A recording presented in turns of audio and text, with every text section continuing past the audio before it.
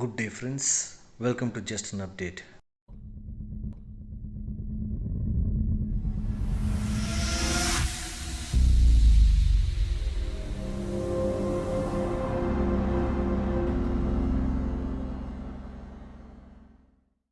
ஜெர்மனியில் உள்ள பவேரியா ஸ்டேட்டில் இருக்கக்கூடிய இங்கோல்ஸ்டாட்னு சொல்லக்கூடிய ஒரு பிரபலமான ஊரில் நீங்கள் போய் பார்த்தீங்க அப்படின்னா ஒரு சில விஷயங்கள் தனித்துவமாக தெரியும். அது என்னென்னு பார்த்தீங்கன்னா, ஒன்று லோவர் அன்எம்ப்ளாய்மெண்ட் ரேட், ரெண்டாவது ஆடி கார்கள் அதிகமாக பார்க்கலாம். டாக்ஸி கார் ஆகட்டும், போலீஸ் கார் ஆகட்டும், அது கூட ஒரு ஆடி காராக தான் இருக்கும். அது ஏன் அப்படின்னு பார்த்தீங்கன்னா, ஆடி கம்பெனியினுடைய ஹெட் குவார்ட்டர்ஸ் அந்த ஊரில் தான் இருக்குது.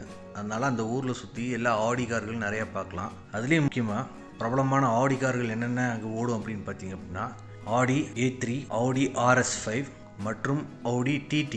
ஆடி TT அப்படிங்கிற மாடல் ஒரு sports type of car model. இது போர்ஷே கரேரா மற்றும் டொயோட்டா சூப்ரா போன்ற கார் மாடலுக்கு காம்படிட்டிவாக விடப்பட்ட ஒரு கார் மாடல் தான் இந்த ஆடி TT.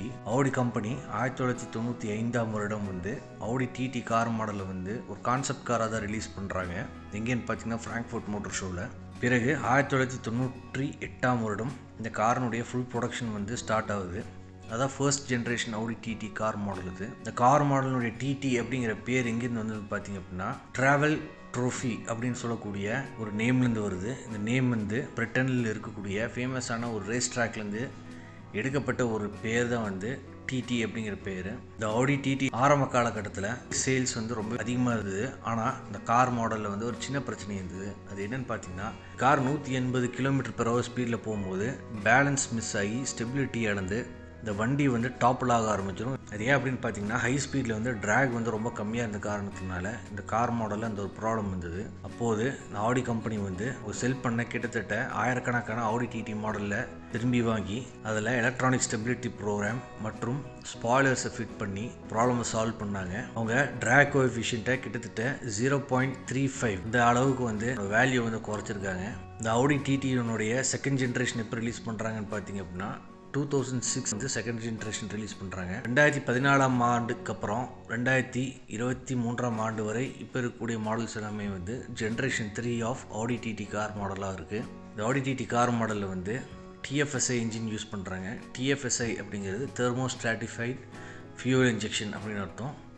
இதை பற்றின டீட்டெயிலான எக்ஸ்ப்ளனேஷனை நான் அடுத்த வீடியோவில் நான் சொல்கிறேன். இந்த வண்டியில் இன்ஜினுடைய கிராங்க் ஷாஃப்ட் வண்டியினுடைய ட்ராவலுக்கு பர்பெண்டிகுலராக பிளேஸ் பண்ணியிருக்கோம். இந்த இன்ஜின் ஒரு 5 சிலிண்டர் இன்ஜின். இது 7 ஸ்பீட் டிரான்ஸ்மிஷன் கியர் பாக்ஸ் இதில் ஃபிட் பண்ணியிருக்காங்க. இந்த வண்டியில் ஒரு டியூவல் கிளச் மெக்கானிசம் கூட ஒன்று இருக்குது. அதாவது DSG டைரக்ட் ஷிஃப்ட் கியர் பேட்டர்னை இந்த வண்டியில் பொருத்தியிருக்காங்க. இந்த கார் 0 to 100 km/h ஸ்பீடு 5.6 செகண்ட்ஸில் போய் ரீச் ஆயிரும். காரினுடைய மேக்ஸிமம் பவர் அவுட்புட் எவ்வளோன்னு பார்த்தீங்கன்னா 394 ஹார்ஸ் பவர். கார் மேக்ஸிமம் ஸ்பீடாக கிட்டத்தட்ட 300க்கு மேலே கூட போகக்கூடிய அளவுக்கு திறன் கொண்ட கார் இது. ஆனால் ஆடி கம்பெனி இதனுடைய ஸ்பீட் லிமிட்டை 250 km/h ஷ்ரிங்க் பண்ணி வச்சுருக்காங்க. இந்த காரினுடைய விலை எவ்வளோ இருக்குன்னு பார்த்தீங்கன்னா, சுமாராக 60 லட்சம் இந்திய ரூபாயின் மதிப்பு. இந்த ஆடி TT பற்றின தகவல்களை இந்த வீடியோவில் நான் தெரிவிச்சிருக்கேன். மேற்கொண்டு உங்களுக்கு வேறு ஏதாவது தகவல்கள் தெரியும்னு நினச்சிங்கன்னா, கீழே இருக்க கமெண்ட் செக்ஷனில் உங்கள் கருத்துக்களை தாராளமாக பதிவு செய்யலாம். வீடியோவை பார்த்ததுக்கு நன்றி.